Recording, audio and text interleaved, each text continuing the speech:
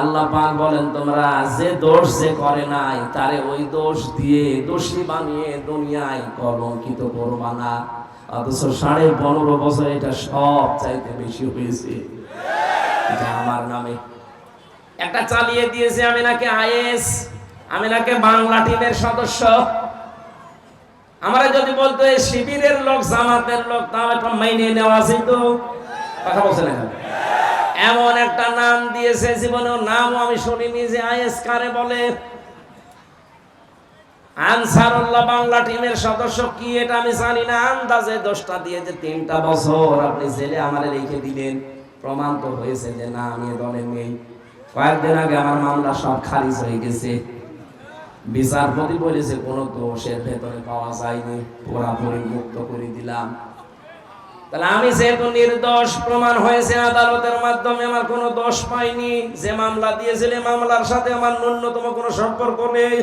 তাহলে মামলার আয়ু থেকে শুরু করে একেবারে উপরের চেয়ার পর্যন্ত যারা এর সাথে টপ বটন জড়িত, প্রত্যেকের এভাবে 3 বছর এখন জেল খাটানো উচিত। একবার বলে না কেন? শুধু জেলে দিলে তো হতো, রেখেছে ফাঁসির কন্টেন্ট ছেলে। এরপরে আমার বাবার টাকাগুলো তো খেয়েছে, কারণে অকারণে যে বলতো 50টা মামলা দেবো, শিগগির টাকা দেব। বাবা তো গ্রাম্য মানুষ, ধরার পরে ও মুরব্বি দিয়েছে 8 লাখ। সে ছিল 10 লাখ, বলেছিল মামলা আর দেব না। একবারে 8 লাখ দিয়েও টাকাও নিয়েছে, মামলাও দিয়েছে। এটা পুরাটা মিথ্যা, আমার উপর একটা দোষ চাপিয়ে এখন তো প্রমাণ হয়েছে যে কোনো দোষ আমার ছিল না, তাও আদালত প্রমাণ করেছে। এখন আমি যেটা চাই, আমার উপরে যেটা চাপিয়ে দিয়েছিলেন আপনার উপর আমি চাপাচ্ছি না, আপনি যা করেছেন সেইটা আপনাকে আমি চাপাই। কথা বলেন না কেন? আপনি তো খুনের সাথে জড়িত, আপনি গুমের সাথে জড়িত, আপনি আয়না ঘরের সাথে জড়িত। আমার দোষ নেই, আমি খালাস। আপনার তো দোষ আছে, আপনারা আমরা রাখতে চাই। থাকেন, দেখি কেমন লাগে। এখনো পর্যন্ত 1,10,000-এর উপরে মানুষ জেল খাটতেছে সারা বাংলাদেশ মিলে। তার ভেতরে প্রায় 100 জনের 65 থেকে 70 জন মানুষ কিচ্ছু জানে না, আন্দাজে ঘরে ঘুমিয়ে আছে। সকালে লোক খুলে দেখছে জেলখানায়। কি গো, তুই গাছ কেটেছিস? কখন কাটলাম? স্বপ্নে গাছ। আবার রিয়া আছে জেলখানার ভেতরে, ঘুমের থেকে উঠে দেখছে আমি বাড়িতে। কি গো, মাঝখান থেকে আল্লাহর ওলিরা 5 লাখ টাকা হাদিয়া নিয়ে চলে গেছে। আমার মামলার আয়ু ছিল, আমি নাম করে বলছি, কাজী মিজান, মাদারীপুরের টাকের হাটে বাড়ি। শয়তান এখন পালিয়েছে। ওর যে মোট ছিল ওই সময় রিমান্ডে আমি দেখেছি, মানুষের আচরণ এরকম হয় না। একটা মানুষ কুকুরের সাথে, গরু ছাগলের সাথে অত খারাপ ব্যবহার করে না। ও যা করেছিল আলেমদের সাথে, চোখ কালো কাপড় দিয়ে বেঁধে নিয়ে, মাজায় দড়ি দিয়ে, হাতে হ্যান্ডকাপ দিয়ে টেনে নিয়ে যেত মাটির নিচে। মনে হচ্ছে যে গরু টেনে নিয়ে যাচ্ছে। অথচ নিজে নিজেই রিমান্ডে আমারে বলতো, হুজুর আপনি কিছু করেননি, আমি জানি। কিছু করেননি আপনি নিজেই বলছেন, এরপরও এরকম খারাপ ব্যবহার করেন কোন কারণে? টাকা চাই। টাকাও নিস, টাকা নেওয়ার পরে যদি ভালো ব্যবহার করতো তাও তো মেনে নিয়ে যেত। বরদোয়া এমনি বের হয়, এই কারণে বের হচ্ছে। আচ্ছা, এই সমস্ত কোলাঙ্গারদের কারণে আজ এই সাধারণ কনস্টেবল, এই পুলিশ, এদেরকেও মানুষ ঘৃণা করে, দেখতে পারে না। এরা 24 ঘন্টা ডিউটি করে, আর এই শয়তানগুলো বহু কামিয়েছে আর এখন পালিয়েছে। এদের মতো কোলাঙ্গারকে যেন একটাও ছাড় দেওয়া না হয়। বিশেষ করে আমি নাম ধরে বলছি, সাবেক আইসি এই বেনজির, আসলে কোনো নজির নেই। এখন যেটা ধরা পড়ে আছে আব্দুল্লাহ আল মামুন, কত বড় শয়তান। মানুষ ওকে দেখাচ্ছে যে স্যার গুলি মারি একটা, মরে একটা, আর কেউ পালায় না। এইটা দেখার পর ওরে এখনো ফাঁসি না দিয়ে রেখে দিয়েছে, মানে ওরে এক্ষুনি ফাঁসি দেওয়া হবে। আর যারে দেখিয়েছে ওই কামাল, কিসের মাল, ওরে এখন কামাল বানানো দরকার। নির্ভেজাল টাটকা শয়তান ছিল এগুলো, শুধু মদের আর নারীর উপরে থাকতো। কোন চরিত্র আছে মানুষগুলো? বললে অনেক পুলিশ ভাইদের মন খারাপ হয়। হ্যাঁ, এত নেকেট কথা বলে। নেকেট কি পেয়েছেন? ও যা করেছে ও কি মানুষের আচরণ বলে? জঙ্গির নাটক সাজিয়ে, এই যে মনিরুল, এই লোকটা আন্দাজে জঙ্গির একটা নাটক সাজিয়ে বাইরের দেশকে দেখাতে যে দেশের জঙ্গি আছে। কিসের জঙ্গি আছে? 3টা বছরে জেলখানার ভেতরে কোনো জঙ্গি পায়নি, এগুলো জঙ্গিও সাজিয়েছে। ভারতকে আর আমেরিকাকে দেখাতে চেয়েছে দেশে জঙ্গি আছে। আমাদের আপা না থাকলে আপনারা বাঁচবেন না। এই ধোঁকা দিয়ে বোকা বানিয়ে রেখেছিল, এখন কিন্তু তারা টের পেয়েছে পুরাটা তো ধোঁকা। এই জন্য এবার আর রাজি হয়নি, এবার গণেশ উল্টিয়ে গেছে। কথা বলছেন না? এই জঙ্গি নাটককারী এই মনিরুলের আমরা শাস্তি চাই। কাউন্টার টেররিজমে যেই লোকটা আমাকে পিটিয়েছে, পিটানোর জন্য আদেশ দিয়েছে আসাদুজ্জামান, আমি ওইভাবে ওকে পিটাতে চাই। কারণ আমার তো কোনো দোষ পাইনি, প্রমাণ হয়েছে আদালতে। ওকে আমি পিটাতে চাই, এরপরে যা হয় আমার কপালে আছে। যত মানুষ এভাবে মিথ্যা তহমতের মামলা নিয়ে আন্দাজে জেল খাটতেছে, আমার মনে হয় সবগুলো বেকসুর খালাস দেওয়া দরকার। কোনো কারণ নেই, আন্দাজে। আমার যেমন 3 বছর গেল, এরকম কারণ 3 বছর 5 বছর 7 বছর পড়ে আছে, বিশেষ করে বিডিআররা। আপনাদের নীলফামারী, এই পঞ্চগড়, ঠাকুরগাঁর বহু বিডিআর আমার পাশে ছিল। রাতের বেলা আহ বলে ডাক দিত। 11 বছর 12 বছর 14 বছর আছি, কিচ্ছু জানি না, অথচ 1 মাস পরে আমি রিটায়ার্ড হয়ে যেতাম। এটা মুরব্বী মানুষের কান্না দেখতাম বিডিআর। এই নীলফামারী বাড়ি। ডিমলা কোন জেলা? নীলফামারী, এখানে বাড়ি। কি কান্না রাতের বেলা, তাহাজ্জুদ পড়তে উঠতাম, দেখতাম আহ করে আওয়াজ দিত। পঞ্চগড়ের আরেকজন। এই মানুষগুলোকে যেহেতু প্রমাণ হচ্ছে, ওরা নিজেরা বলতো ভাই আমার যদি শাস্তিও লাগিয়ে দেয়, আমাদের যে ডিপার্টমেন্টে আছি সর্বোচ্চ 7 বছর শাস্তি দিতে পারে, আর 14 বছর পড়ে আছি একক ক্ষমতা নিয়ে উনি রায় দেয় না। উনি যেহেতু পালিয়েছে, আমরা চাই বেকসুর ভাবে এদেরকে খালাস দিয়ে বের করে দেওয়া হোক। জীবনের বাকি সময়টা অন্তত পরিবার নিয়ে কাটাক। কথা বলেন না কেন? মাজলুম মানুষগুলো পড়ে আছে, কোনো দোষ নেই এদের।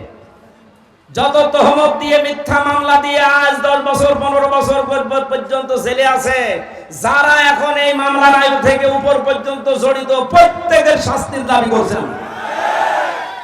কারণ পরবর্তীতে যদি কোনো জালেম আবার আসতে চায়, তারা যেন এখান থেকে শিক্ষা নিতে পারে যে আন্দাজে তহমত দেওয়া যাবে না। তহমত দিয়েছিল একজন। এদিকে কত বড় অপরাধ এটা, কিভাবে অপরাধটা সংগঠিত হচ্ছে। হযরত ইমাম মালিক রাহমাতুল্লাহ আলাইহি, তার জামানার একটা ঘটনা আমি হাদিসের পাতায় পড়েছি, ইতিহাসে। তিনি, তার জামানায় একজন মহিলা মারা যাবার পরে পাশের এলাকা থেকে এক মহিলা এসেছে লাশ ধোয়াতে। লাশ ধোয়াতে ধোয়াতে হঠাৎ করে যখন রানের উপরে হাত দিয়েছে, হাত গেছে আটকিয়ে। হাত আটকিয়ে যাওয়ার পরে চিন্তা করছে হাত তো খোলে না, কয়েক ঘন্টা পার হয়ে যাচ্ছে। এলাকার যে মসজিদের ইমাম ছিল তাকে বলছে আপনি কি করবেন দেখেন। তিনি বলছে এক কাজ করেন, হাত যেহেতু আটকে গেছে, এই হাতের যে জায়গাটুকু মাংস আছে, এই মাংসটা কেটে ফেলে দেন। যার বউ মারা গেছে সে চিল্লিয়ে উঠেছে, কি আমার বউ মারা গেছে, এই মরা মানুষের গা থেকে, শরীর থেকে আপনারা লাশ এই গোশত কাটবেন, আমি হতে দেব না, দরকার এই মহিলার হাত কেটে বাদ দিয়ে দেন। এখন এই মহিলার স্বামী আর ছেলে বলছে না, আমার মেয়ে, আমার বউ ভালো মানুষ, আমার মা ভালো মানুষ, আমরা এসেছি উপকার করার জন্য, এখন আপনারা তারই হাত কেটে দেবেন, জীবিত হাত কাটতে দেব না। কয়েক ঘন্টা হয়ে যাচ্ছে, মহিলা প্রসাব পায়খানা যাবে, কিছু হয় না, কি করি, হাত তো ছড়ে না। শেষ পর্যন্ত ওই দেশের প্রধান কাজী, যিনি বিচারপতি ছিল, মদিনায় থাকতেন ইমাম মালিক, ঘোড়ায় চড়ে তাকে নিয়ে আসা হচ্ছে। ইমাম মালিক আসার পরে ডাক দিয়ে বললেন, মহিলা সত্যি করে বলো কি হয়েছে। প্রথমে মেয়েটি বলছে আমি কিচ্ছু জানি না, শুধু লাশ ধোয়াতে ধোয়াতে হাত লেগে গেছে, আর চলে না। ইমাম মালিক বলে, দেখো আমার কাছে কিন্তু কোরআন হাদিসের রাডার আছে, আমি ধরে ফেলবো, সত্যি করে বলো কি করেছিলে। মেয়েটা বলে, ইমাম সাহেব আমার তেমন কিছু মনে পড়ছে না, তবে একটা কথা আমার মনে হচ্ছে, আমি লাশ ধোয়ানোর সময় একটা খারাপ মন্তব্য এই মহিলার উপরে নিক্ষেপ করেছিলাম। তুমি তো উপরে ফিটফাট ভালো, ভেতরে তোমার সদরঘাট, তোমার চরিত্র ঠিক নেই। আমি একদিন একটা ছেলে পুরুষের সাথে তোমাকে গাড়িতে করে যেতে দেখেছিলাম, অথচ পরবর্তীতে আমি খোঁজ নিয়ে জেনেছি যে ওই ছেলেটা তার ভাইয়ের ছেলে। একটা মহিলার যদি ভাইয়ের ছেলে হয় সম্পর্কে কি হয়? ফুফু হয়। ফুফু কি হয়? 14 জন মহিলার সাথে দেখা করা জায়েজ আছে পুরুষ মানুষের। 14 জন মহিলার সাথে একজন পুরুষের দেখা করা জায়েজ আছে, তার ভেতরে আপন ভাইয়ের ছেলে আছে। কথা বুঝতেছেন? যে 14 জন পুরুষের সাথে দেখা করা একজনের জায়েজ আছে মহিলার, তার ভেতরে আপন ভাইয়ের ছেলে আছে। সূরা নিসার তাফসিরে পাবেন, আমি লম্বা করে বলছি না। যেহেতু তার সাথে দেখা করা জায়েজ, আপন ফুফু, এর সাথে বিয়ে করা জায়েজ আছে? বলেন। আপনি খারাপ ধারণা করে ফেললেন, এই কারণেই তো আপনার হাতটা আটকিয়েছে। খারাপ ধারণা যদি কোনো নেককার কোন মহিলার উপরে কেউ যদি আন্দাজে কোন ধারণা করে আর তহমত দেয়, তাহলে কোরআন জানিয়েছে তাকে 80টা বেত মারা লাগবে। ওয়াল্লাযীনা ইয়ারমুনাল মুহসানাতি সুম্মা লাম ইয়াতু বিআরবা'তি শুহাদা ফাজলিদুহুম ইলা আখিরি আয়াত। কোন নিরপরাধ নেককার ওই দোষে দোষী না এরকম মহিলার উপরে কেউ যদি তহমত দেয় জেনা ব্যভিচারের, আর যদি সাক্ষ্য জোগাড় করতে না পারে 4 জন, হে মহিলা তোমার তো কোনো সাক্ষী নেই, তুমি আন্দাজে মনে মনে ধারণা দিয়েছিলে। সুতরাং কোরআনের বিচার অনুযায়ী তোমার শাস্তি 2টা, 80টা বেত। আর 2 নম্বরে কোনোদিন তোমার সাক্ষী আর পৃথিবীতে গ্রহণ করা হবে না, তুমি আর সাক্ষী দিতে পারবে না। আমার মনে হয় এই বাস্তবতাটা বাংলাদেশে যদি আজ কায়েম থাকতো, যে আন্দাজে কারো উপরে দোষ দিলে যদি প্রমাণ না হয় এটা বেদ মারা লাগবে, আর জীবনেও কোনোদিন তার সাক্ষী আর নেওয়া হবে না। এদেশে হাজার হাজার মামলা এমনি খালাস হয়ে যেত, কারণ আপনার সাক্ষী তো আর কোনোদিন নেওয়া হবে না। 2 নম্বরে 80টা বেত লাগানো হবে যদি এই মামলা প্রমাণ করতে না পারেন।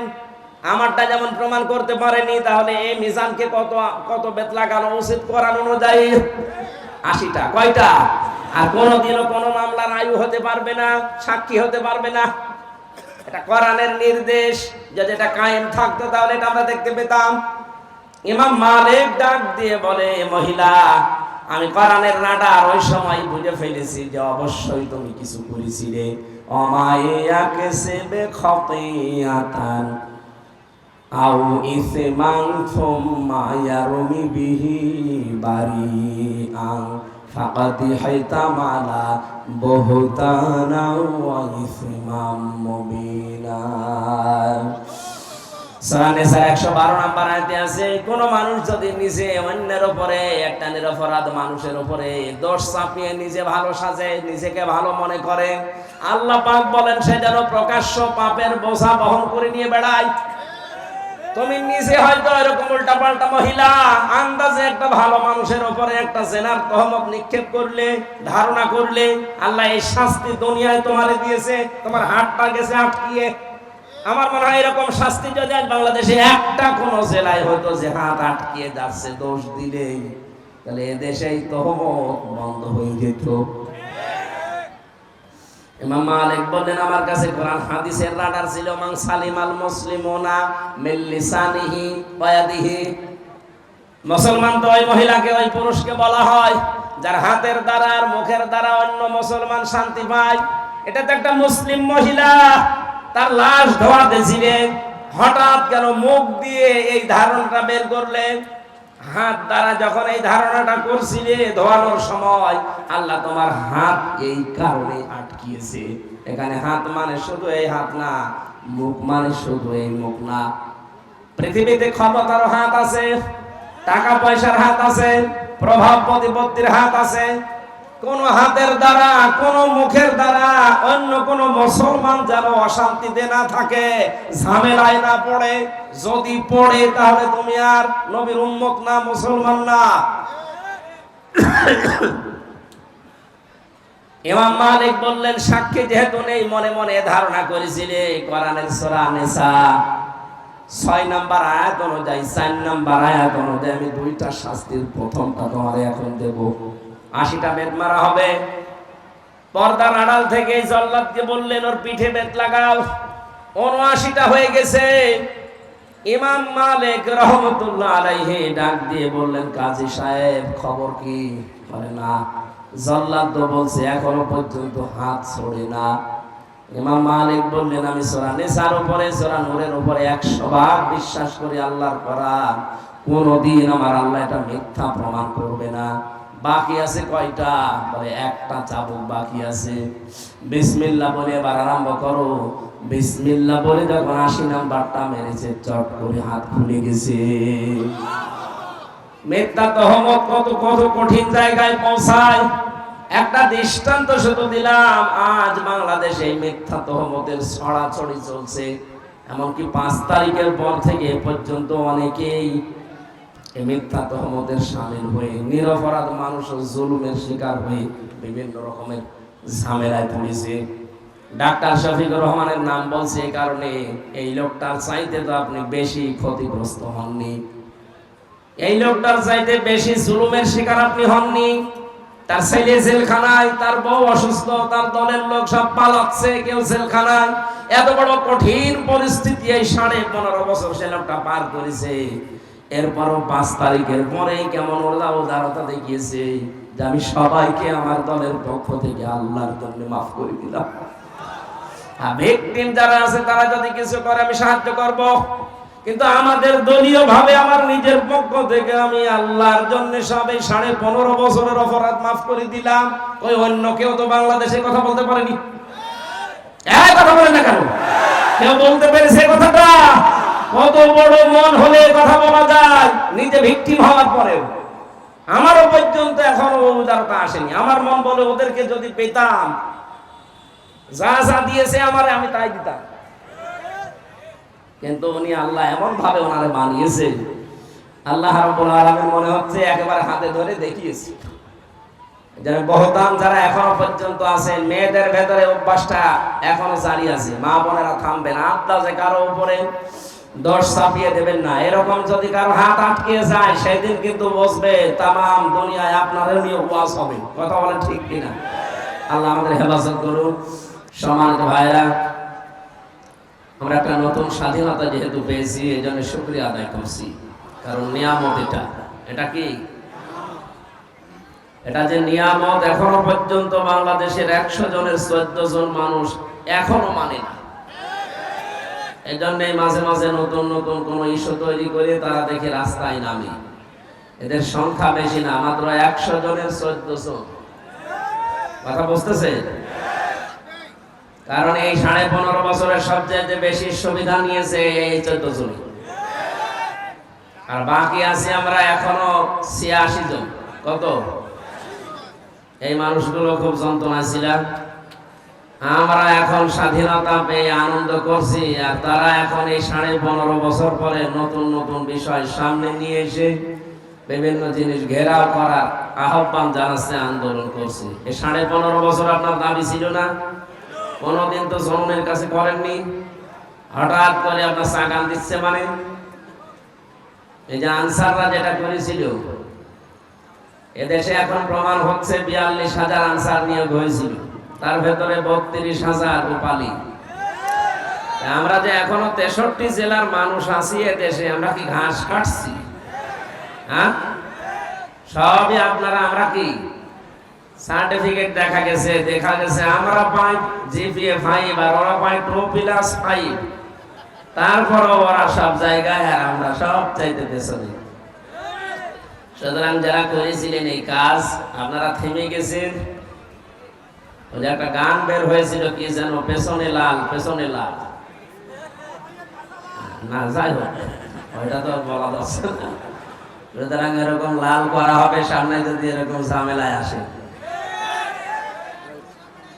পুলিশ ছাড়া দেশ চলেছে এই বাংলাদেশ, কিছুদিন আগে আমরা দেখেছি। পুলিশ ছাড়া, পুলিশের মতো এত কষ্ট দেশে কে করে?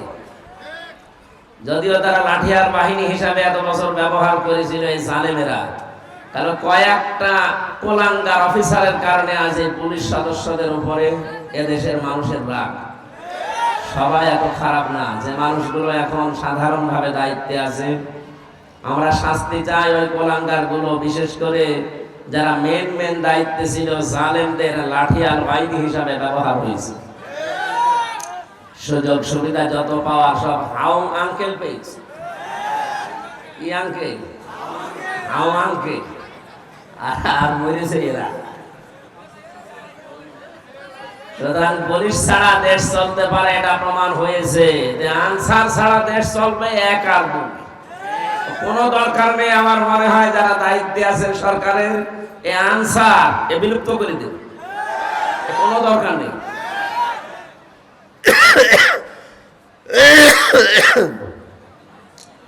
এই নিয়ামতটা পাওয়ার পরে এখনো পর্যন্ত 100 জনের 14 জন যারা খুশি হতে পারেননি, আপনি আবার কবে কি পেলে খুশি হবেন বলেন?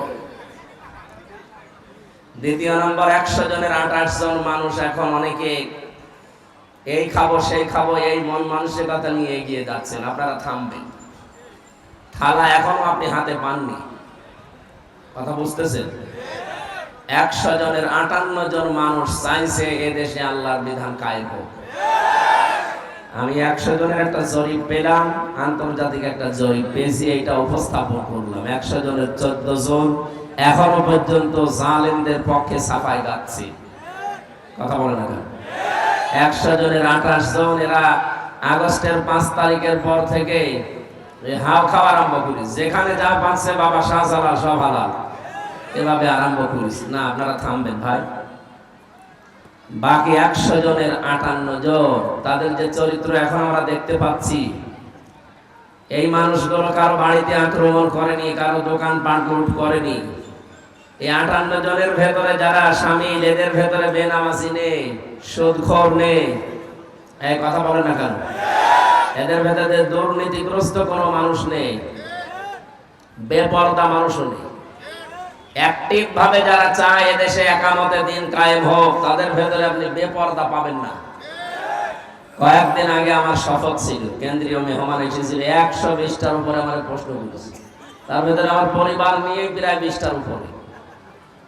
আমি একজন আলেম মানুষ, সারা দেশে আমি কোরআনের প্রচার করে বেড়াচ্ছি, অথচ এই 120টার ভেতরে আমার মনে হয় 30টা প্রশ্নের জবাব আমার ভালোভাবে হয়েছে, বাকিগুলো হয়নি। এই জন্য আমার ডেট পাল্টিয়ে দিয়েছে। আমার মতো মানুষ যদি এই পরীক্ষায় উত্তীর্ণ হয়ে যেতে না পারে, আপনি টের পাচ্ছেন এই 58 জনের ভেতরে কারা আছে?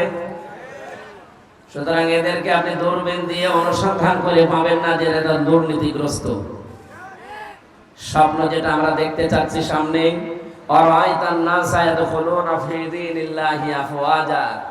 এই নবী বিজয় যখন আসে কয়েকটা জিনিস দেখা যায়। তার 1 নম্বরে এই দলে দলে পালে পালে মানুষ দেখবেন ইসলামে আসতেছে। মাত্র 15% মানুষ চাইতো এদেশে ইসলাম কায়েম হোক আগস্টের 5 তারিখের আগে। এই আগস্টের 5 তারিখ থেকে সেপ্টেম্বরের 24 তারিখ পর্যন্ত 58 জন হয়ে গেছে। সুবহানাল্লাহ বলতে পারছেন না? আর কিছুদিন যেতে দেন, দেখবেন 58 জন না, 100 জনের 100 জন মানুষ চাইবে দেশে ইসলাম কায়েম হোক। কারণ 58 জনের ভেতরে আবু বকরের মতো মানুষ আছে, 58 জনের ভেতরে হযরত ওমরের মতো মন মানসিকতা তৈরির মানুষ আছে। দিন যত যাবে এদের আদর্শ দেখে মানুষ দলে দলে আসবে। আফওয়াজা মানে কি? দলে দলে। বলেন বলেন। কিন্তু এই যে 28 জন যারা এখনো পর্যন্ত এই খাবো সেই খাবো করছেন, আপনি একটু সময় দেবেন তো। আমিরে জামাত ডাক্তার শফিকুর রহমান কুষ্টিয়া সেদিন গিয়েছিলেন, উনি ঘোষণা দিয়েছেন সাংবাদিকদের সামনে যে আমরা যারা দায়িত্বে আছে অন্তর্বর্তীকালীন সরকারের, তাদের যৌক্তিক এবং সম্মানজনক সময় দিতে চান। ওনারা গুছিয়ে নিন। 1628টা চেয়ারে দায়িত্বে ছিল এই দেশের জালেমেরা, সবগুলোই দুর্নীতিগ্রস্ত। এমনকি যেটা মনে করতাম না, এমন হয় জিবরাইল ওই যে দরবেশ, ও আমার বড় শয়তান। 36,000 কোটি টাকা ঋণ। আপনি চিন্তা করতে পারেন, পদ্মা সেতু বানিয়েও 4,000 কোটি টাকা থাকার কথা। দরবেশ যদি হয় এই আপনাদের যেটা ধরা পড়েছে মনে করুন ফেরেশতা, দেখেন কি বের হয়। যেখানে হাত দেওয়া হচ্ছে সেই জায়গায় যে কয়জন এখন আছে উপদেষ্টার দায়িত্বে, হের খেয়ে যাচ্ছে যে কি করবো, যেখানে হাত দেয় ওই জায়গাটাই দুর্নীতিগ্রস্ত। সুতরাং আমরা চাই যৌক্তিক সময়ের ভেতরে 1628টা চেয়ার পুরাটা সংস্কার করে যারা এই 15.5 বছরে হয়েছিল তাদেরকে নিয়ে এসে বসা, কারণ এগুলো সব সালেমদের দোষর। এক কথা বলে না কেন? এক লোক বিবাহ করে বাসর রাতে বউ কেবল ঘরে, দাদি শাশুড়ি এসে বলছে কি আমি পতি চাই। বলছে দাদি শাশুড়ি আপনি আমার একটু সময় দেবেন তো? শাশুড়ি এসে বলছে বৌমা আমার কিন্তু নাতি চাই। ঠিক আছে হবে, অসুবিধা নেই, সময় দেন। ননদ আর দেবর এসে বলছে ভাবি আমাদের কিন্তু ভাতিজা চাই। ঠিক আছে। স্বামী এবার এসে বলছে তুমি কি করবা আমি জানি না, আমার বেবি চাই। বৌমা মুখ তুলে বলছে এ বংশের কি সব পাগল, এখনো আমার কিছু হয়নি, কেবল এসে বসলাম, তারপরে 10 মাস 10 দিন সময় দেবেন, এরপরে কারো নাতি কারো ভাতিজা কারো বেবি সব হবে। কথা বলে না কেন? সময় না দিয়েই যদি সব চাওয়া আরম্ভ করেন আমি কি ফিলাক্সি লোড করে নিয়ে আনবো? কেবল কয়দিন হয়েছে, সময় তো দেবেন তাদের। অন্তত যে চেয়ার গুলো আছে যারা দিনের ভোট রাতে করে ফেলতো, এই জায়গাগুলো পাল্টানো লাগবে না? এইভাবে যদি বলেন না দেন থালা দেন, থালা নিয়ে কি করবেন? আবার ওইরকম দিনের ভোট রাতে হয়ে যাবে। আমরা চাচ্ছি এদেশে কাউকে যেন পূর্বের চেয়ারে রাখা না হয়, সবগুলো পাল্টাতে হবে। বৈষম্য বিরোধী ছাত্র আন্দোলনের যে 9টা দফা ছিল তার ভেতরে এইটাই যে আমরা সংস্কার চাই। কথা বলেন না কেন? বৈষম্য আমরা দূর করতে চাই, কোন জায়গায় যেন বৈষম্য না থাকে। দুঃখজনক হলেও সত্য, এখন যারা দায়িত্বে আছে তাদের ভেতরে একজন এই বৈষম্য আবার ফিরিয়ে নিয়ে আসার জন্য সমকামিতা এটা প্রমোট করছে। জাতি কিন্তু এখনো পুরাপুরি বুঝতে পারে না। যদি বুঝতে পারে আপনার উপদেষ্টা চেয়ারও কিন্তু থাকবে না, কারণ 1150-এর উপরে জীবন দিয়েছে, 2700-এর উপরে এখন হাসপাতালে। এরা খেলা করার জন্য জীবন দেয়নি, আপনি আবার সেই হারাম জিনিস এই পৃথিবীতে প্রতিষ্ঠিত করার জন্য প্রমোট করবেন আর মানুষ ছেড়ে দেবে। এটা কি আমেরিকা পেয়েছে? এটা 96% মুসলমানের দেশ। এই কথা বলেন না কেন? ইসলাম বহির্ভূত কোন কাজ দেশে প্রতিষ্ঠা করার জন্য আবু সাইদ জীবন দেয়নি। এই কথা বলেন না কেন? আবু সাইদ ছাত্র শিবিরের সাথী ছিল। সমন্বয়কদের ভেতরে 152 জন, তার ভেতরে 108 জন ইসলামী ছাত্র শিবিরের পরীক্ষিত কর্মী নেতা। টের পাচ্ছেন কোন জায়গা থেকে কি হয়েছে? আন্দাজে লাফান। 15.5 বছর তো কিছুই ছিড়তে পারেননি। যারা ছিড়েছে আমরা তাদেরকে তাদের মত অনুযায়ী এদেশ চালাতে চাই। তারা যেহেতু ইসলাম ধ্বংস করার জন্য জীবন দেয়নি, ইসলাম যেন কায়েম হয়, ইসলামের নিয়ম নীতি, এই কারণে জীবন দিয়েছে, আর আমরা এটাই দেখতে চাই। এই জন্যই তো এত দ্রুত 15 থেকে 58% মানুষ ইসলাম চাচ্ছে। এমনি চাচ্ছে, এদের জীবনের পরীক্ষার কারণে। আমরা চাই রক্তের দাম দিতে। কথা বলেন? এখন পর্যন্ত আবু সাইদের কবরে রক্ত শুকায়নি, এখনো মুগ্ধর কবরে রক্ত শুকায়নি। এখন হাসপাতালের বেডে কেউ অন্ডকোষ হারিয়েছে, কেউ চোখ হারিয়েছে, কেউ পা হারিয়েছে। এই যে মাওলানা হাফিজ, আমি আরো গিয়েছিলাম 6 তারিখে হাসপাতালে। তার মা তার বোন দেখাচ্ছে যে এই যে আমার ছেলে 5 তারিখে গুলি খেয়ে অন্ডকোষ হারিয়ে ফেলেছে, কেউ চোখ হারিয়েছে, কেউ হাত হারিয়েছে। আসলে যে সমস্ত মানুষকে পুলিশেরা হত্যা করার পরে ভ্যানে তুলতেছে, আগুন লাগিয়েছে, এরপরও আপনার বিবেকের আয়না খোলে না। আপনি কি পুকুরে পোশাক করেছে? এখনো পর্যন্ত সালেমদের সাফাই গায় মানুষ। বলে আপা ঘাবড়াবেন না, আপনি ঘাবড়ালে আমরা নরম হয়ে যাই, আপনাকে নরমই বানানো হবে ইনশাআল্লাহ। সুতরাং যে সমস্ত দফাগুলো সামনে আমরা দেখতে পাচ্ছি, গতকালকে এটা প্রকাশ হয়েছে। উপদেষ্টার ভেতরে একজন, আমি নাম নিলাম না, উনি 8টা 9টার সামনে দফা নিয়ে এসে এগুলো আবার প্রমোট করতে চাচ্ছেন। তার ভেতরে এটা একটা সমকামিতা। এই শব্দটা শুনলেই শরীরের ভেতরে কেমন যেন শিউরে ওঠে। এটা আল্লাহর পুরা সৃষ্টিকে পাল্টিয়ে দিয়েছে। পুরুষে পুরুষে নাকি বিয়ে করবে, নারীতে নারীতে বিয়ে করবে। ওরা এটা শরীফ শরীফা হিসাবে বানাতে চেয়েছিল, আজ ওইটা অনেকে কায়েম করার জন্য। আমরা এরকম উপদেষ্টা দেশে দেখতে চাই না। এই কথা বলে না কেন? আমরা যেহেতু 96% মানুষের দেশে ইমানদার, আমরা যাচ্ছি কোরআনে তেলাওয়াত কিন্তু আয়াতে তাফসীর আকারে, দেখি আমাদের কোরআন কি শোনায়। জবান খুলে পড়ে না, আউযু বিল্লাহি মিনাশ শাইতানির রাজিম, বিসমিল্লাহির রহমানির রহিম।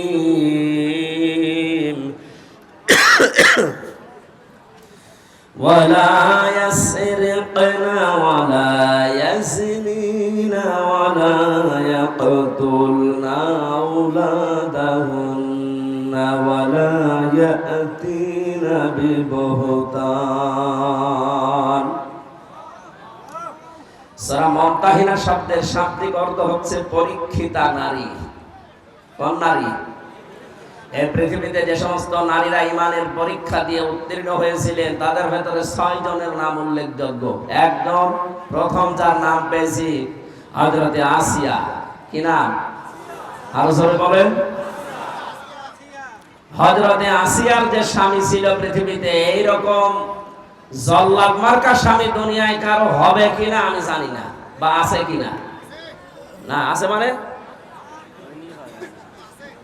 না, ওর মতো স্বামী দুনিয়ায় কারো আসার কথা না। নিজের স্ত্রীকে হাতের ভেতরে ব্রেক লাগিয়েছি, পায়ের ভেতরে শলাকা লাগিয়েছি, এই গরম তেল ঢেলে দিচ্ছে মাথার উপরে, কপালের ভেতরে ব্রেক লাগিয়েছে। এই কঠিন অবস্থায় আল্লাহ রাব্বুল আলামিন জিবরাইলকে বললেন জান্নাতটা নিয়ে তার সামনে ধরো। হযরতে আসিয়া জান্নাত দেখার পরে বলেছিলেন ইদকালাত রাব্বি বিনিলি ইনদাকা বাইতান ফিল জান্নাতি ওয়া নাজ্জিনি মিন ফিরআউনা ওয়া আমালিহি ওয়া নাজ্জিনি মিনাল কওমিজ যালিমিন। মেয়েরা যারা এসেছেন, বহু মেয়ে লোক আসার সময় চোখে পড়েছে, এই জন্য আমি হাদিসটা সামনে আনলাম। এই আয়াতটা হযরতে আসিয়া ডাক দিয়ে বলেছিলেন জিবরাইল, জান্নাত আল্লাহ পাঠিয়ে দিয়েছে আমার এই অবস্থা দেখে। আমার আল্লাহকে বলো জান্নাত নয়, যেখানে আল্লাহ আছে ওখানে একটা ঘর যেন আমার জন্য আলাদা ভাবে বানায়, যেখানে সব সময় বসে আমার মালিককে দেখা যায়। দ্বিতীয় নম্বরে হযরতে আসিয়া বলেছিলেন, হে আমার রব, আমার উপর স্বামীর এই অত্যাচার দেখে তোমার আবার যেন রাগ হয়ে না যায়। তোমার কাছে আমি মোনাজাত করছি, এই কঠিন অবস্থা থেকে যারা আমার উপর অত্যাচার চালায়, যাদের হুকুম মতো চালায়, যাদের হুকুমে চালানো হচ্ছে, সে আমার স্বামী, স্বামীর মন্ত্রীদের ভেতরে হামান। 2 নম্বরে যাদেরকে দিয়ে চালাচ্ছে তাদের এবং আমার স্বামীর জুলুম থেকে, অত্যাচার থেকে তুমি আমাকে বাঁচাও, কিন্তু আমার স্বামীর উপরে তুমি কোনো জুলুম করো না।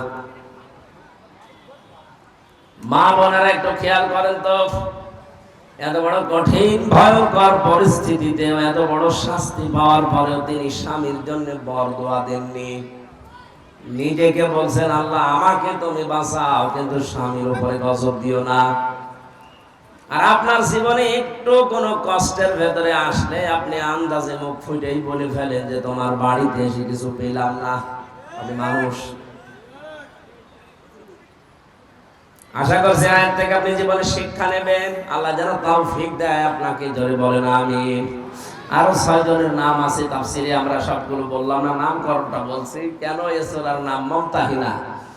নারীরা যখন বিশ্ব নবীর কাছে আসতেন, নবীজিকে আল্লাহ জানিয়েছিলেন 6টা শর্ত দেবেন তাদেরকে। তার ভেতরে অন্যতম এই যে আল্লাহর সাথে শিরিক করবা না। এটা যেহেতু কালকে রংপুরে আলোচনা করেছি, এই জন্য ওই পয়েন্টটা আমি আর বলছি না। দ্বিতীয় নম্বর, যারা আমার কাছে এসেছ তাদেরকে আমি শোনালাম ওয়ালা ইয়াসরিকনা, চুরি করবা না। কি করবা না? এটা কায়েম করার জন্য কিন্তু শুধু ওয়াজে হয় না।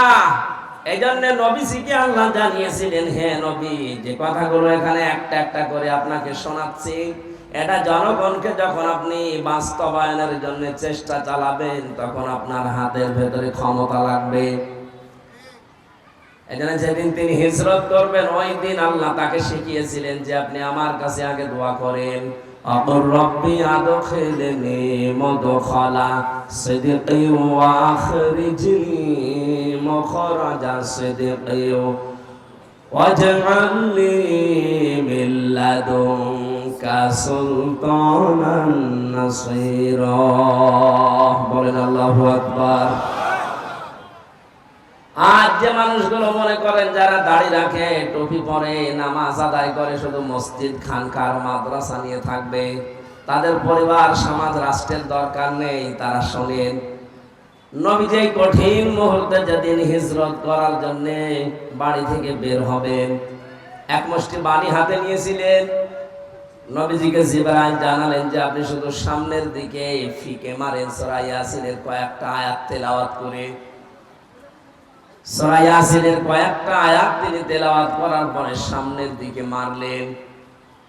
যত মানুষ চারিদিকে দাঁড়িয়ে তরবারি নিয়ে পাহারা দিচ্ছিল, নবীজি বের হলেই হত্যা করবেন, তাদের চোখের কোণে কোণে এই বাণী পৌঁছিয়ে দিয়েছে নবী নিজে, না আল্লাহ নিজে পৌঁছিয়েছে।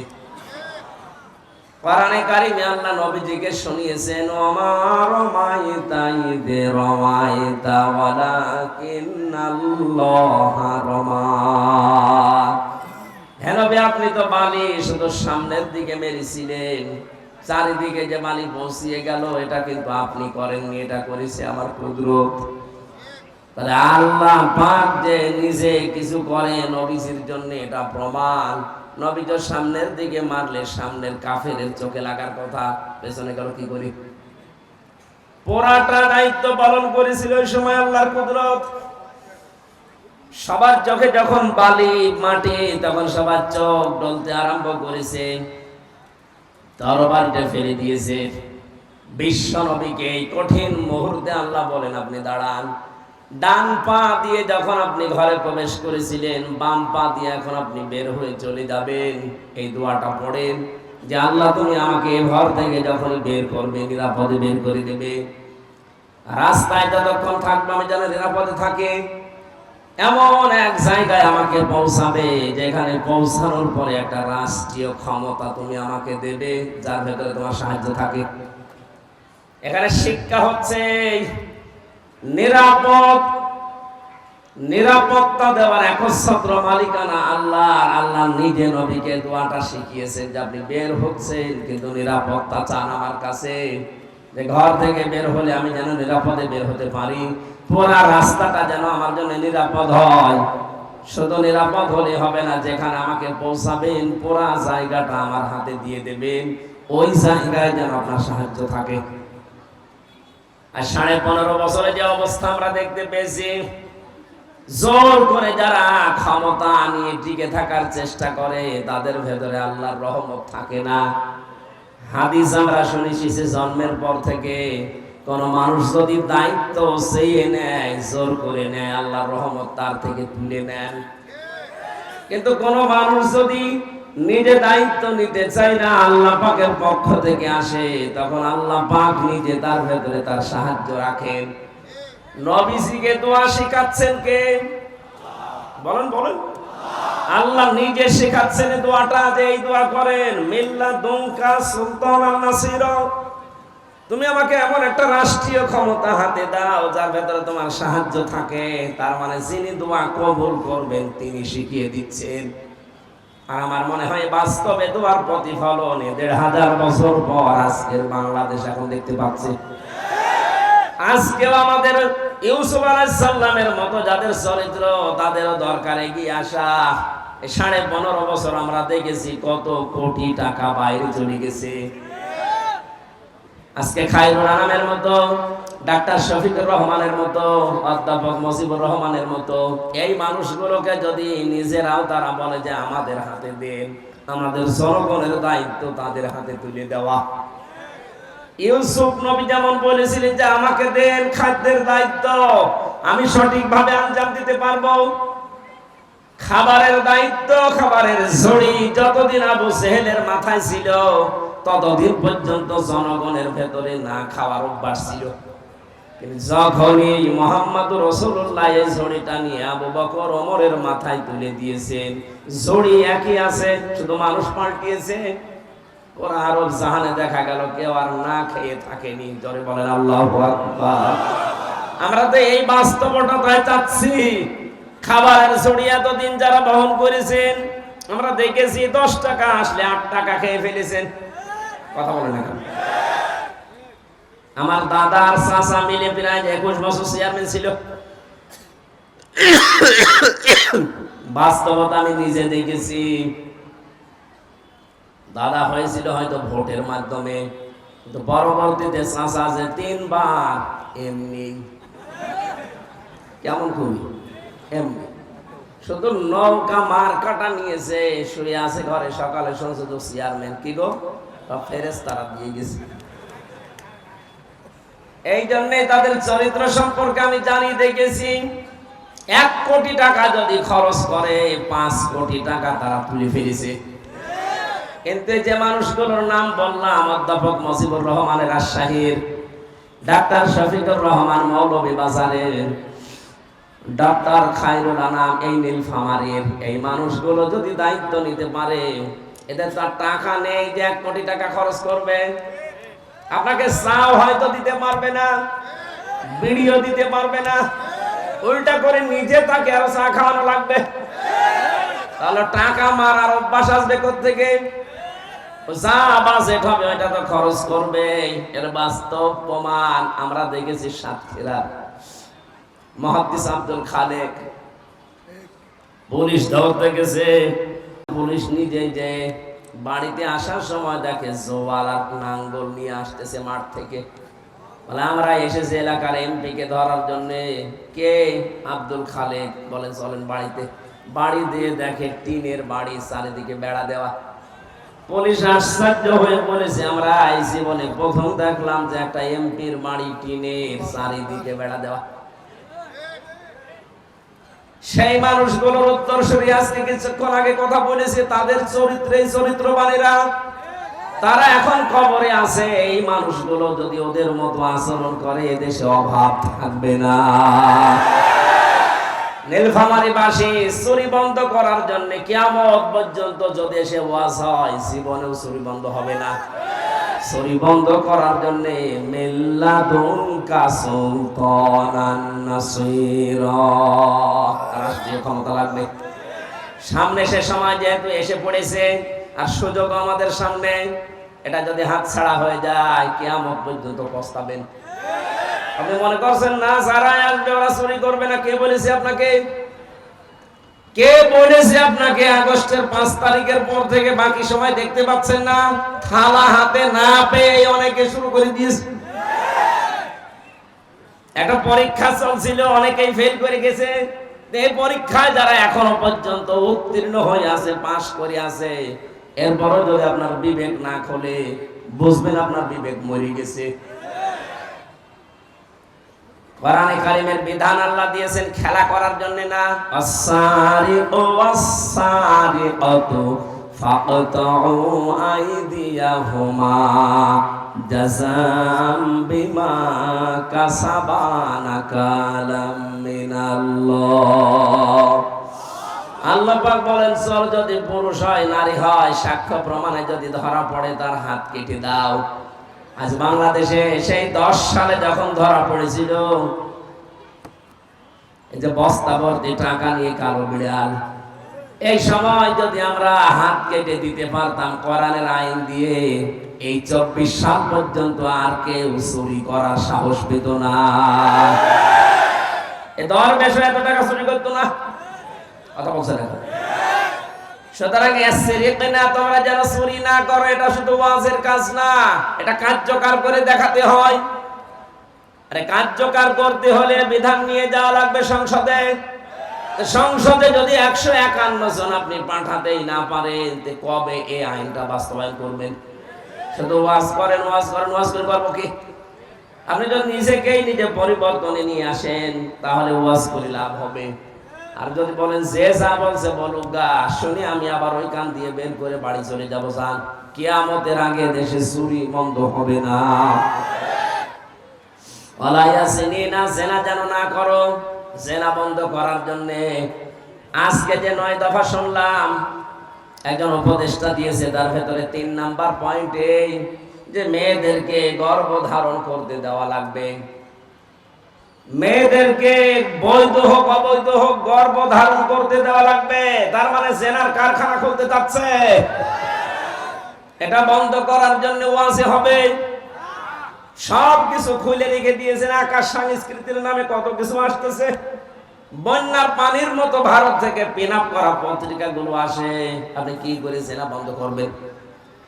কন্ট্রোল করা দরকার, স্যাটেলাইট গুলো কন্ট্রোল করা দরকার এই বন্যার পানির মতো পিন আপ করা পত্রিকাগুলো। আর এটা করার জন্য শুধু ফুফা দিয়ে হবে না, আইন লাগবে। আর আইন যারা তৈরি করবে তাদেরকে পাঠাতে হবে।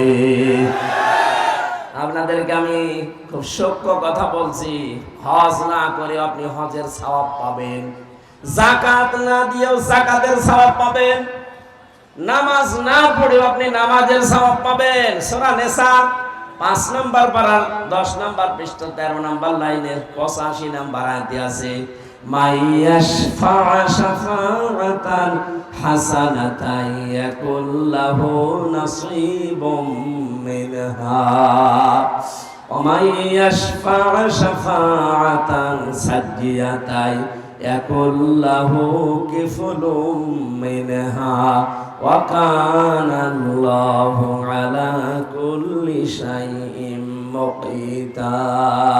বলেন আল্লাহু আকবার।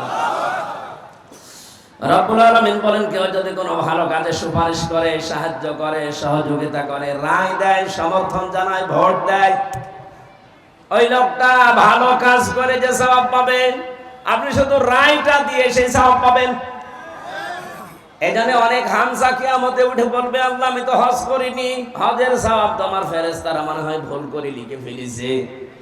রব্বুল আলামিন বলেন, হামজা আমি জানি তুমি হজ করনি, কিন্তু তুমি এমন মানুষকে রায় দিয়েছিলে, সমর্থন জানিয়েছিলে, সুপারিশ করেছিলে, ভোট দিয়েছিলে, যেই লোকটা তোমার ভোট পাওয়ার পরে ক্ষমতায় গিয়ে সংসদে হজের পক্ষে কথা বলেছিল।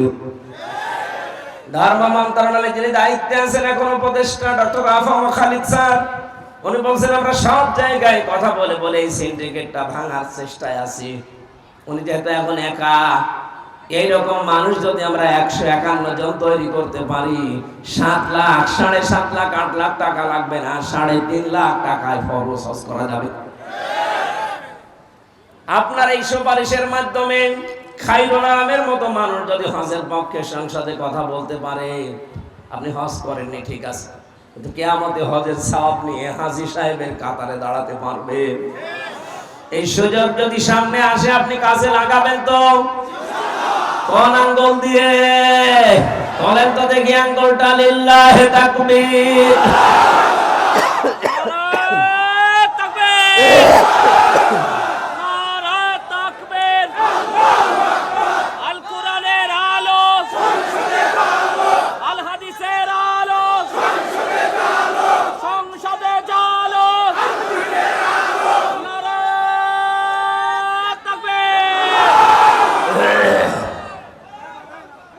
কোন মানুষ যদি অন্যায় কাজে সাপোর্ট দেয়, যাদের মনে হচ্ছে যে আয়াতগুলো রাজনৈতিক আয়াত, তাহলে আয়াত সূরা নিসা থেকে কেটে বাদ দিয়ে দিন।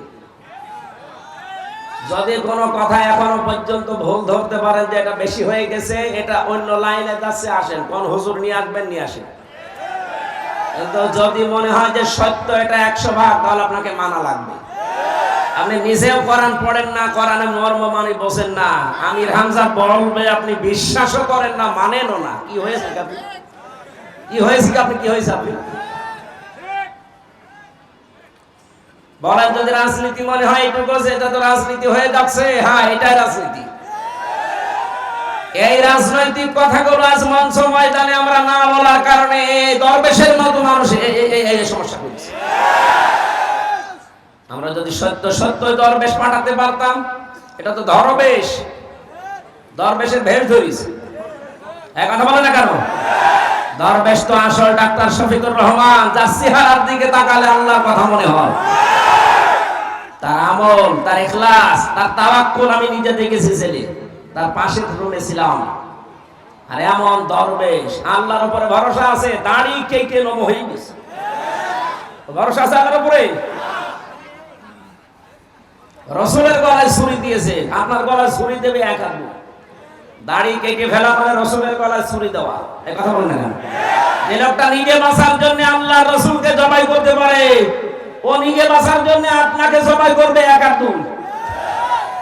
এরপরও যদি এখনো সাফাই গান সালেমের পক্ষে কিছু মানুষ এখনো পর্যন্ত সাহস দিচ্ছে সালেমকে যে আপা পাশে থাকেন, চট করে ঢুকে পড়বেন, আসেন আপনি চট করে আসবেন, আমরা ফট করে আয়না ঘরে ঢুকে দেব। নিজে বানিয়েছেন, নিজে এবার টের পাবেন। আবু জাহেল নবীর জন্য একটা কুয়া খুঁড়েছিল, নিজে কুয়ায় পড়ে মরিস। আমার মনে হয় এর কপালেও তাই আছে। ওদের চট করে ঢুকে পড়ার আহ্বান জানাচ্ছে, আশা আকাঙ্ক্ষা পেশ করছে, ওসা বানিয়েছে, ওখানে ওকে রাখা হবে ইনশাআল্লাহ। ব্যারিস্টার আরমান 8 বছর ছিল, আপনি থাকবেন 18 বছর। আমার এদিকে ছিল 10 দিন। 10 দিনে আমি শুকিয়ে গেছি। আমি জেলে যখন ঢোকে তখন আমার 64 কেজি ওজন ছিল। ওই 10 দিন পরে বের হয়ে আমার 54 কেজি, তার মানে 10 কেজি কমে গেছে। ঢুকুক, আসবেন, ঢুকিয়ে দেব, থাকবেন পড়ে, দুনিয়ার কেউ জানবে না কোথায় আছে, শর্ট করে ঢুকে পড়েছে। জেনা বন্ধ হওয়ার জন্য যেটা দরকার ছিল সেটা আমরা না করে শুধু ওয়াজ করে করব কি? কি ওয়াজের কাজ হলে আল্লাহ কোরআনে আয়াতগুলো ওয়াজের জন্য দিতেন না, এটা দিয়েছেন রাষ্ট্রে ক্ষমতা হাতে নিয়ে এটা বন্ধ করার জন্য। বিশ্বনবী মুহাম্মদ রাসূলুল্লাহ আয়াতের তাফসিরে তার চাচাতো ভাই হযরত আব্দুল্লাহ ইবনে আব্বাস রাদিয়াল্লাহু তাআলা আনহু রাইসুল মুফাসসিরিন বলা হয়, তিনি ব্যাখ্যা করছেন এইভাবে, আপনি যদি রায় দেন, এই রায় পেয়ে এই লোকটা যদি এই যে এখানে যে ছিল দায়িত্বে সিনেমা তৈরি করে, এই কথা বলছেন না কেন? নিজে নায়ক হয়ে গেছে। এই নায়ক হয়ে কত মেয়ে লোকের দিকে লোলুপ দৃষ্টিতে তাকিয়েছে, নিজে জেনার গণা করেছে, চোখের জেনা না ওইটা, এক কথা বলে না কেন? আপনি বাকের ভাই দেখেন তো, বাকের ভাই তো একেবারে ফেরেশতা। যত কাজ করেছে সিনেমা, নোবেল, নাটক, থিয়েটারের মাধ্যমে প্রত্যেকটাই হাতের জেনা, চোখের জেনা, নাই জামাকের জেনা, নাই অন্য কোনো জায়গার জেনা। এই জেনাগুলো যে করেছে, এই লোকটা জেনা করে করে পুরাটাই হয়ে গেছে, ওর শরীরটা এখন জেনা করে। জেনাকার না? সিনেমায় যারা কাজ করে, নোবেল নাটকে চরিত্র কোনটার আছে আপনি দেখান তো, বলে হুজুর হজ করে। কিসের হজ করে? ওর চোখের জেনা, ও কিসের হজ করে? এই লোকটা ক্ষমতা পেলে অবশ্যই এরকম কিছু জেনার কারবার তৈরি করত। 200 কোটি টাকা দেওয়া হয়েছিল সিনেমা তৈরি করার জন্য।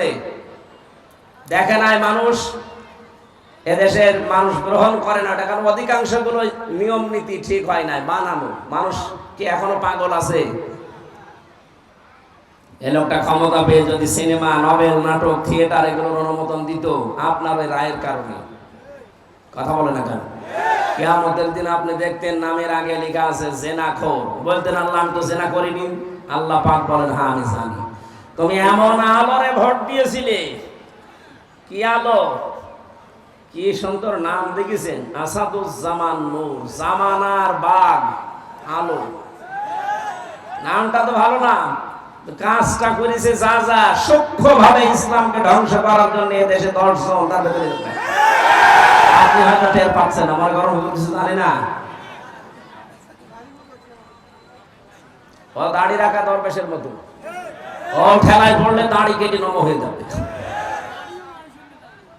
দাড়ি আপনি খায়রুল আনামের কাটান তো ফাঁসি হয়ে যাবে, মীর কাশেম আলীর মতো দাড়ি কাটাতে পারবেন না। কারণ দাড়ি আমরা মেকি দাড়ি না, লোককে দেখানোর জন্য রাখি না, এটা নবীর সুন্নাত মনে করে রাখি। জেনা করেন যখন আপনার আমল নামায় দেখবে যে জেনা, কি গো আমি তো জেনা করিনি, আল্লাহ বলেন আমি জানি জেনা করিনি। কিন্তু এমন মানুষকে রায় দিয়েছিলে সমর্থন দিতে, এই লোকটা ক্ষমতা পেয়ে জেনার কারবার খুলেছিল, ওখান থেকে ফ্ল্যাক্সি লোড হয়ে তোমার আমল নামায় এসেছে। এখন তুমি জেনাকারের কাতারে দাঁড়াও। নীলফামারীবাসী জেনাকারের কাতারে কিয়ামতে দাঁড়াতে চান? যদি হযরত ইউসুফ নবীর কাতারে দাঁড়াতে চান, তাহলে খায়রুল আনামের পক্ষে আপনাকে থাকা এটা ফরজ, নামাজের মতো ফরজে কাজটা। বলে ভোট কোথায় আছে? আপনি কোরআন শরীফ নিয়ে আসেন, সূরা নিসা 5 নাম্বার পারা 6 নাম্বার পৃষ্ঠা 7 নাম্বার 6 নাম্বার লাইনে আছে, ইন্নাল্লাহা ইয়া'মুরুকুম আন তু'আদ্দুল আমানাতি ইলা আহলিহা এই যে আমানাতি, এই বহু বছরের ব্যাখ্যায় আল্লামা শফি রহমতুল্লাহ আলাইহি উনি লিখেছেন আমানাত মানে ভোট। মারিফুল কোরআন নিয়ে আসেন, আমি বাংলায় দেখিয়ে দিচ্ছি। আমি আন্দাজে বলছি না, সব পড়ে বলছি। আর আন্দাজে বললে হবে, যে সব আলেম বসে আছে না, আপনি যে পান না ভোট কোথায় আছে, রায় কোথায় দেবেন, সমর্থন জানাবেন, সুপারিশ করবেন, ভোট দেবেন, এটা যদি কোরআনে না থাকে তো কোরআনে আছে কি? এটা তো দুনিয়ার কাজ না, নেতা নির্বাচন করা দুনিয়ার কাজ, এটা আখিরাতের কাজ। এইটা দিয়ে আপনার আখিরাত তৈরি হবে। কারণ কিয়ামতে আল্লাহ এমন মানুষের পেছনে আপনাকে তুলবে যেই লোকটার পেছনে দুনিয়ায় আপনি ছিলেন। এটাকে আমি বানালাম। সূরা বানী ইসরাঈল 15 নম্বর পারা 8 নম্বর পৃষ্ঠা 3 নম্বর লাইনের 72 নম্বর আয়াত। এত দলিল দিয়েও মানুষের মন পায় না আমি, এত কিছু বলেন, এত দলিল দেওয়ার পরেও আমি আয়াত, পারা, পৃষ্ঠা, লাইন, রুকু, সূরার নাম, তাফসীরের নাম সব বলে দিই মানুষের সহজাতে। এরপরও কিছু মানুষের মন খারাপ হয়, মনে মনে করেন না এ কি বেশি বলে ফেললো, বেশি বলে ফেললে এরা আমার ছাড়বে। কিয়ামতের ময়দানে ইয়াউমা নাদউ কুল্লা উনাসিন বিইমামিহিম, আল্লাহ পাক বলেন প্রতিটি মানুষকে আমি ডাক দেব তার নেতার সাথে। কার সাথে? নেতা যদি হয় আপনার এরকম 2 নাম্বার, ওর দিকে তাকিয়ে আল্লাহর রাগ হয়ে যাবে, তখন আর আপনার দিকে আল্লাহ তাকাবে না, সরাসরি ওর সাথে জাহান্নামে দিয়ে দেবে। কিন্তু নেতার চরিত্র যদি হয় হযরত ওমরের মতো, তার চেহারা যদি হয় আবু বকরের মতো, তাকে দেখলে আল্লাহ পাক খুশি হয়ে যাবেন, আপনার পর্যন্ত আর যাওয়া লাগবে না, ওকে যেখানে দেবেন আপনাকে ওখানে দিয়ে দেবেন। যে আমরা ভুল করব না, জেনা বন্ধ করার জন্য ক্ষমতা দরকার, পাওয়ার দরকার, আইন তৈরি করে বাস্তবায়ন দরকার। সামনে যেহেতু আসতেছে, আল্লাহ পাক আমাদেরকে দিয়ে এরকম ভালো ভালো কাজে আঞ্জাম দেওয়ার তৌফিক দিন, বলেন আমিন। এবার আমি 3 নাম্বার যে বিষয়টা নেওয়ার জন্য বসেছিলাম ওইটা বলছি। এই খুব ভালো করে খেয়াল করুন। রব্বুল আলামিন বলেন ওয়ালা ইয়াতিনা ওয়ালা ইয়াকতুলনা আওলাদাহুন্না ওয়ালা ইয়াতিনা বিবুহতান, সন্তান হত্যা করবা না। যে ভ্রূণ অনেকে নষ্ট করে ফেলেন, সন্তানটা পেটে যাবার পর যে মানুষগুলো খাদ্যের ভয়ে নিজের সাথে খাবারে বসবে এই ভয়ে যারা সন্তান হত্যা করে ফেলেন, এটা কিন্তু মানুষ হত্যা করার শামিল। শারীরিক কোন কারণে ডাক্তারের পরামর্শ নিয়ে আজল করা যায় যাচ্ছে, কিন্তু সন্তান হয়ে যাওয়ার পরে ওটা যদি আপনি দুনিয়ার কোনো ভয়ে নষ্ট করে ফেলেন, মেরে ফেলেন, মানুষ হত্যার গোনা নিয়ে কিয়ামতে ওঠা লাগবে।